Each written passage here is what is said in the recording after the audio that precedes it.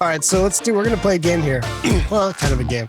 So we've got our jester. And I don't know if you've been to New Orleans and seen this guy or experienced him. I'm sure there's lots of people that have had really rough nights from him. But he's going to play a different role here. Inside here, we've got a bunch of questions here. They're all random. So we're going to pull some of these out, and we're going to see how you think on the fly. We'll get those creative juices going. Oh, God. Okay. So we can answer rapid fire if you're feeling it. But if there's something that you want to expound on, like go right ahead and then dive into it. But let's just see what we have. Okay, here we go. Tell us something about yourself that's completely off-brand. I love to garden. Oh, okay. So I'm so not like that person. Like I'm not a worker in that. I don't do things like that. I'm sort of more like fancy pants. Mm-hmm.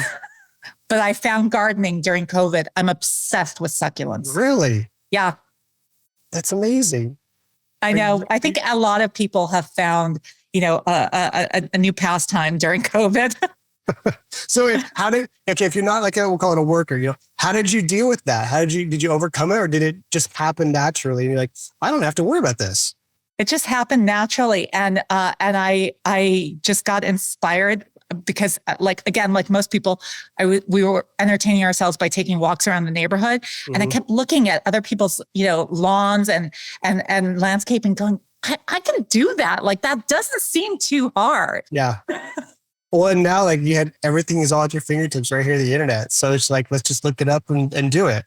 Exactly. There's an app I found called Plant Snap, and it basically scans the plant and tells you exactly what it is. Oh, that's cool. Yeah. Plant Snap. Yeah. All right. Plant Snap, you're going to get a plug here. You're lucky. You owe Rita. All right. Question 2. How does having kids affect your work? Oh, God. It has made me a lot more patient and tolerable. Or tolerant, I should say. Maybe tolerable too. Yeah, maybe. If you ask my son, he would probably have a very different response. I do think that, on the subject of play, I do think it makes you more inclined to play in how you approach things. Like you want, again, from an activation standpoint, anytime you're thinking about, or I'm thinking about how I partner with a brand, how do I make that engaging and entertaining? Something that, how do I bring play into that experience? Yeah. Well, I think too, that's like being able to see, gosh, the other day, my daughter came in and she the thing that she was entertaining herself with was simple and innocent, just like, having that sort of innocent, childlike, love for something, I think that would go a long way with us and what we do, and trying to reach an audience, trying to market something, trying to just relax a little bit too. Like there was no stress with her. She just was in her own little world. And I think there's something really powerful about that and how we play and how we work. Yeah, I think what I particularly appreciate is seeing something through my son's eyes. Mm-hmm. That perspective that that we as adults probably are a little bit more jaded, but seeing it through his eyes for the first time is just there. It's just such a fresh experience that you don't necessarily go to, as a grown up. Yeah. Well, I think that's really an interesting way that you put that about as we grow up and as we get older, we almost feel like we have too many responsibilities and we have to be serious all the time. But let loose a little bit. Have some fun with your job. I mean, look, I've got toys all around here. We had toys in our physical office, and it wasn't to try to like set this mood, but it was just like, just smile. You look over and you see, Luke Skywalker sitting on someone's desk, like it just makes you smile, or seeing a jester here. And I think there's something powerful about taking the edge off. We can't always take the edge off with, the traditional means during the office. So find different ways to engage with the people that you work with and be able to laugh and smile. And so that was part of this video series was like, well, what can we be talking about that is not the norm? It's like, how do we play at work? And here you go. So I like that the perspective that you talk about is, well, how do I look at this through my kids' perspective? If you have kids, if you don't have kids, I'm not saying go have one, everybody. Don't do it. Look through their eyes for a little bit. Okay. Like, yeah, if you're going to have kids, do it. They're fun. I don't know if you can see in the background here. I have a triptych. Oh yeah. So we have a Great Dane named Gus, and my husband, my son, and I went and did a painting class, and we each had a different a photo of our dog. It was a pet painting class, and so I having that near me, it's just it sparks a moment of joy. Mm-hmm. But it's also, just sort of reminds you of the creativity you're capable of. Yeah. Yeah. That's really neat. And that's the moment of joy. I like that a lot. We're going to use that in the teaser for you. Did you have a mentor? Oh, yes. I've been very lucky in my career. I've had several. My one of my mentors is, my best friend who introduced me, and I worked for him, introduced me to the marketing partnerships business. And so I learned so much from him. And then another mentor who I've worked for her now twice at two different roles at Fox and then at Yahoo, who is just my guiding light. And I feel very, very lucky. So I make a really big point of even, unofficially mentoring those around me. And interestingly enough, and I highly encourage others, depending on what stage of your career you're at, is sort of reverse mentorship. Like, I really lean into some of, Gen Z. And because it's important to understand what that audience is into. And also they have, as a parent, they help me be cool. You know what? There's something to that. So I highly recommend reverse mentorship. Find yourself a Gen Z. That's interesting. All right, there you go. Read it with another bit of knowledge. So what's the funniest thing? Any of those two mentors you mentioned, what's the funniest thing, if you had to think like right now, like that you can think of that happened during that time of sort of being under their wing? Is there anything that stands out for you? I wouldn't describe it as the funnest. I think one of the things that has stuck with me, that my mentor, Lisa Licht, who I worked for at 20th Century Fox on the film side and at Yahoo, she taught me two really significant things. One is she was a mom of three. And when we were at Fox, her kids were really young and she was always home for dinner. And she would find ways to integrate them. I mean, granted, we were a movie studio, we worked for movies. So there's, it's fun. Yeah. But she always looked for ways to bridge parenting with her work responsibilities, as well as define the line. Boundaries. And I learned a lot from her when I became a parent by seeing her model that behavior for me. And then the second thing is she has this great analogy, which I am a very big proponent of. It's a suitcase analogy. And the concept of that is very simple, that with every job you go to, you take certain skills with you into your next role. And so as I've sort of looked at my career progression going from entertainment to tech and now to aviation, the ability to take certain skills from each of those roles, and then that helped propel me now into a completely odd transition of aerospace and aviation. That's really instructive from her, and sort of this idea of thinking about your career suitcase. So here's a little twist on it, because you mentioned this idea of boundaries and always being home. Do you feel like the last 2 years of now you are, or we are always home, do you feel like those boundaries have been really, really blurred? Yeah. And so it's become so much more important on us, on us as individuals to define those boundaries and try to stay firm. I'm very fortunate. We have a back house, where my office is. But when my son comes home from school, he comes into the back house and I'm like, I'm in the middle of, and I mean, he's almost 12. He can feed himself. Yeah. He Grab a doesn't need snack me. from the pantry.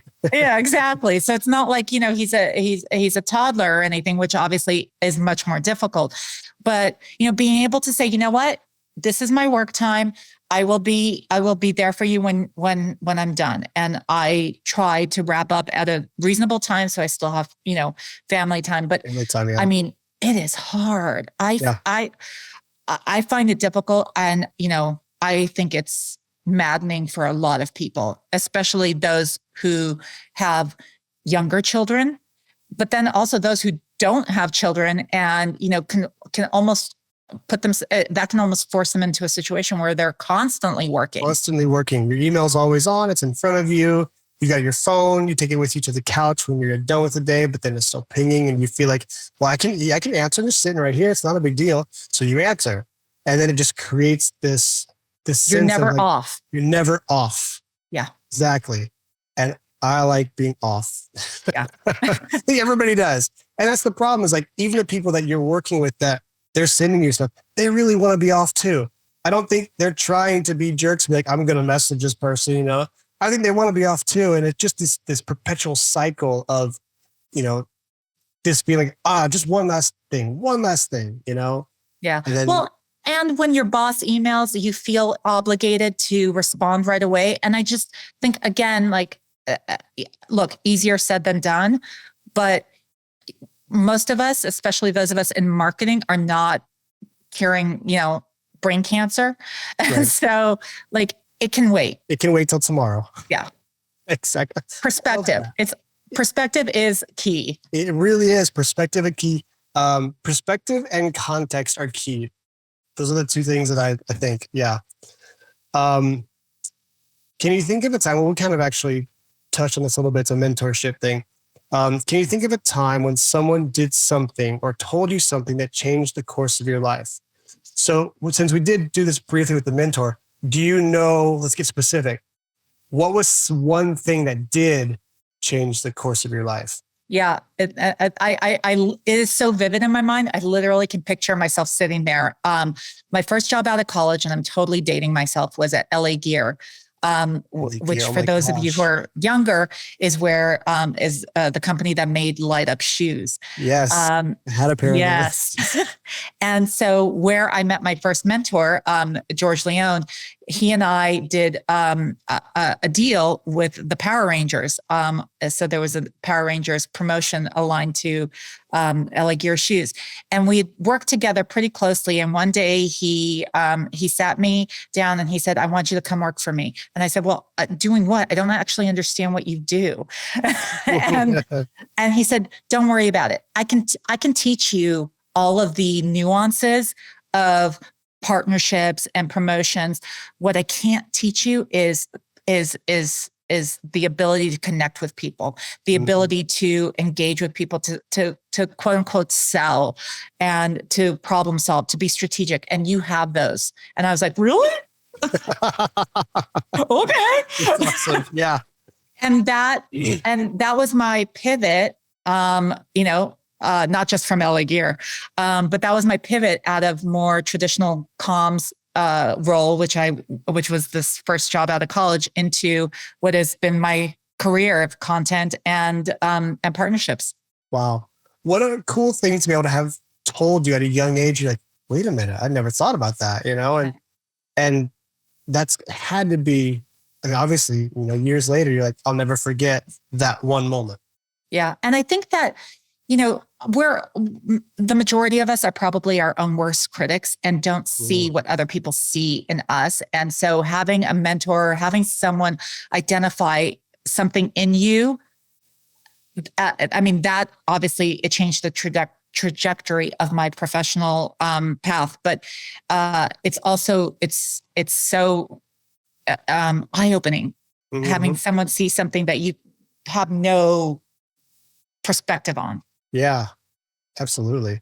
I think the funny thing about that is when you make it very clear, like this person did for you, and then it's still not understood. It's like, no, I'm telling you exactly what it is. For me, it's always this, I can hire anybody and I can teach anybody how to use Photoshop and After Effects and the tools of the trade, that kind of stuff. I can't teach them how to be creative. We can help them with some tools and some things to do, but some folks or like naturally gifted artists, it's like, that's why I'm hiring you. I need you to see that and not get mired down in the other things. And it's like, when that message doesn't click, there's that disconnects. It's really frustrating. You're like, I just told you, like, this is what's important. Focus on this. Stop focusing on these other things. And I think that that's really cool that at that young age, you were able to see it, like, oh, it clicked for me. That's really neat. And now, like you said, it changed the whole path. Yeah. Yeah. That's awesome. All right. Let's see what time is it. We got time for one more. This will be interesting because you have because you've been in social media tech world. What's something in your field that you're tired of seeing? Oh, I mean, there's a lot.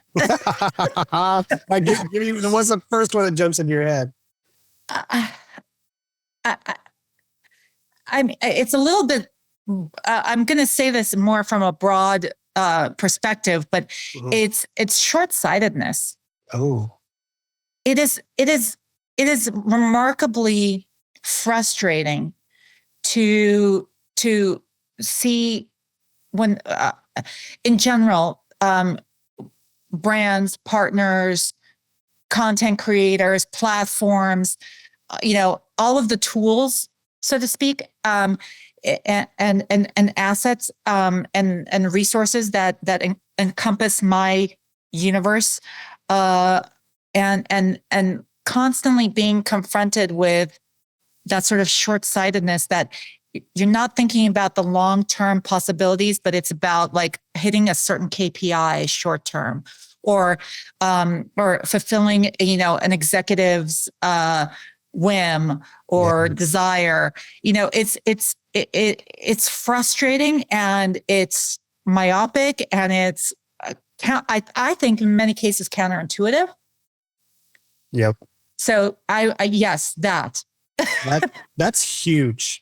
I had lunch with a buddy of mine who he works at a PR/ad agency here in DC, and we just had this conversation, and it was just this mad frustration of seeing all of that happen and wondering, like, who said what the? You can't even finish your question because it's so mind-boggling to you. Of like, how can you not see this long term, or why are you so short-sighted? It's like, that is terribly frustrating as somebody who feels like this is what we do. We help figure these problems out and blah, blah, blah. And can you see this, and how'd that make air, and how'd that get on TV, or how'd that ad get printed when it's clearly he's like, Yeah, well, that's one of the reasons why it's really exciting for me with Boom, that we have, like, we see the end zone. So I hate using sports analogies because I don't know anything about sports,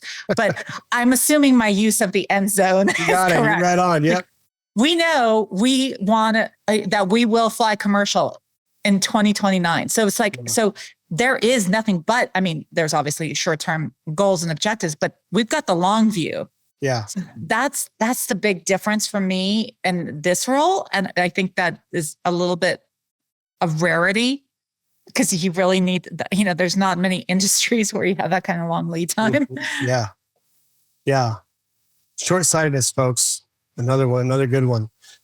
Rita, I know you got a full day ahead of you. So we're going to end there and say thank you and give you a little bit of time. If you get anything to plug, now's the time to do it. Obviously, we've been plugging Boom pretty good here. So if there's anything else that anything you're watching, any shows that you want to plug, or like what are you into these days? Ooh. Well, I just finished season 2 of Bridgerton, which is very controversial for those who were fans of season 1 and the differences between those two. But I mean, that is my money back guarantee right now. Just FYI. Okay. All right. I love that. Adding a little spice to the conversation. Watch Bridgerton. That's awesome. That's good stuff. Rita, thank you very much. This was a lot of fun. I will, man, when I'm out in LA, we'll get together to have some beverages. You know, I look forward to it. Yeah, it's been too long, and I thank you for having me. I appreciate it. No, thanks for coming on. It's awesome. Thank you.